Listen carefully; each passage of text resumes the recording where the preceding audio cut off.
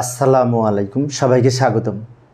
ICT বিষয়ের আমাদের অনেক সময় এই ধরনের প্রশ্ন থাকে, বিশেষ করে লজিক গেট দেওয়া থাকে আর বলা হয় এই ও তথ্যের আলোকে এক্স এর সরলীকৃত মান নির্ণয় করো। তো কীভাবে করব, তাই না? তো প্রথমে আমরা এই চিত্রটি লক্ষ্য করে দেখতে পাই, এখানে এ আর বি দুটি ইনপুট লাইন আছে। এখান থেকে এ থেকে এক্সটেনশন করে এ নট তৈরি হয়েছে, আবার বি থেকে এটি এক্সটেনশন করে এখানে বি নট যুক্ত করা হয়েছে।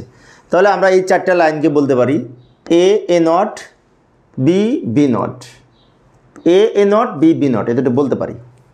এখন এখানে একটি নর গেট অরের সাথে নট যুক্ত করে, এখানে একটি আবার ন্যান গেট অ্যান্ডের সাথে নট যুক্ত করে, আবার এই দুটো আউটপুট মিলে আরও একটি নর গেট হয়েছে, তাই না?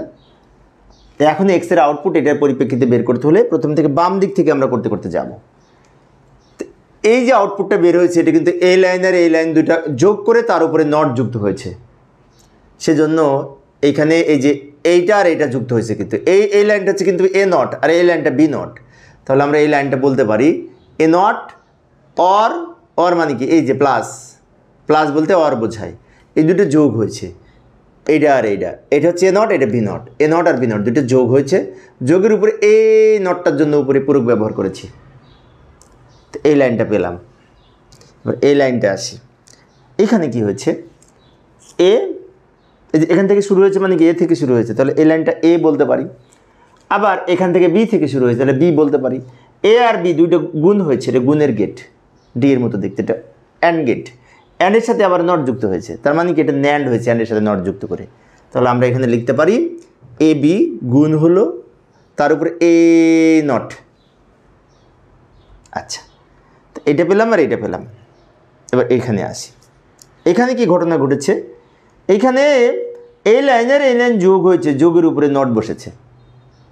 আচ্ছা, যোগের উপরে যদি নট হয় তাহলে আগে এইটা আর এটা যোগ করব, কারণ কি এই লাইন বলতে এই টোটাল সমীকরণটা, আবার এই লাইনটা বলছে এই ফাংশনটা বোঝায়, এই দুইটা ফাংশন প্লাস হবে, তার মানে কি এইটা লিখবো প্লাস এইটা লিখবো, তার উপরে আবার নট যুক্ত করব। যাই সমাধান করি, এই যে লক্ষ্য করি, প্রথমে এইটা লিখলাম টোটালটা, তারপরে এইটার জন্য প্লাস, এইটার জন্য প্লাস, অর মানে প্লাস, আবার এইটা এই লাইনটার জন্য, এবং এই প্লাস করার পরে আবার কিন্তু নট হয়েছে, তাই টোটাল এটা নট হবে।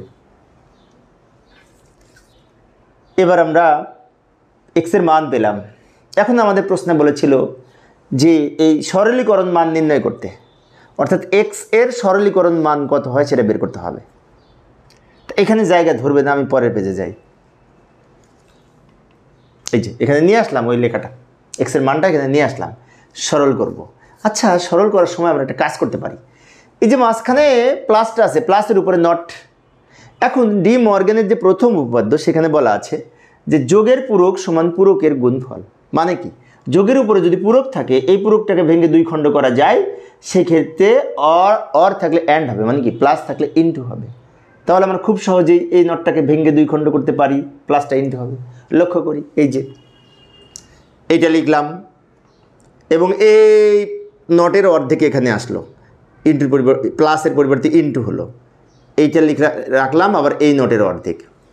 আমি আবারও বলছি, লক্ষ্য করি, টোটাল নটটাকে ভেঙে দুই খণ্ড করেছি, দুই খণ্ড করা যাবে ডি মর্গ্যানের প্রথম উপপাদ্য অনুযায়ী, প্লাসের পরিবর্তে ইন্টু হবে, উপরে প্লাসের উপরে যে নটটা ছিল সেটা ভেঙে দুই খণ্ড হলো।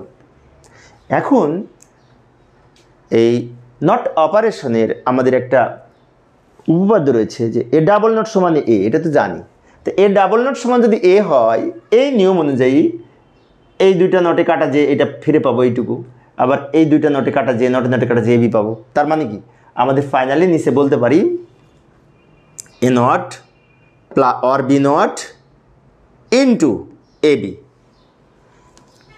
ডাবল নট নটে কাটা যায়, এটার সমান এটা প্রমাণ করে দেখিয়েছি ইতিপূর্বে আমি। যাই হোক, ডাবল নট থাকলে আমরা এটাই ফিরে পাবো, আবার এইটার উপরে ডাবল নট মানে এটাই ফিরে পাবো। এখন আমরা একটা কাজ করতে পারি, এইটার সাথে এটা গুণ করব, আবার এটার সাথে এটা গুণ করব, তাই না? এ ব্র্যাকেট তুলতে হলে।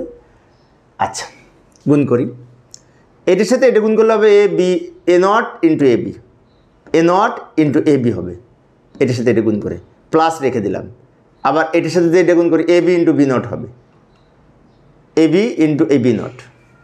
আবার বলছি, জাস্ট ব্র্যাকেটটা তুলে দিয়েছি, এটার সাথে এটা গুণ করে এটা পেয়েছি, এটার সাথে এটা গুণ করে এটা পেয়েছি। ওকে, এখন এই অ্যান্ড অপারেশনে, বিশেষ করে অ্যান্ড অপারেশনের যে মৌলিক উপপাদ্য আছে সেখানে বলা আছে এ নট ইন্টু এ সমান 0। তা এটা 0 হবে, এটার মান 0-র সাথে বি গুণ করলে 0। তার মানে কি ফাইনালি এটার মান কিন্তু 0 হবে। এটার মান 0 ইন্টু বি, একবারে 0 লিখতে পারতাম, কিন্তু বি এখানে রেখে দিলাম, প্লাস এখানে যা আছে রেখে দিলাম। ও আরেকটা বিষয়, বি ইন্টু বি নট সমান 0, এ ইন্টু এ নট সমান 0, বি ইন্টু বি নট সমান 0। তার মানে কি এ রেখে দিলাম, এটার মান 0, এটার মান 0, আর বি রেখে দিলাম, 0-এর সাথে বি গুণ করলে কি হয় 0, 0 প্লাস এটার মান 0, এটার মান 0, দুটো যোগ করে 0। তো প্রিয় শিক্ষার্থী বন্ধুরা, এইভাবে আমরা এক্সের মান বের করে লজিক ফাংশন সরলীকরণ করতে পারি। আর এই অধ্যায় সৃজনশীল প্রশ্নের প্লেলিস্ট আমি ভিডিও ডেসক্রিপশনে দিয়ে রেখেছি, ওখান থেকে তোমরা দেখে নিতে পারবে। ধন্যবাদ সবাইকে।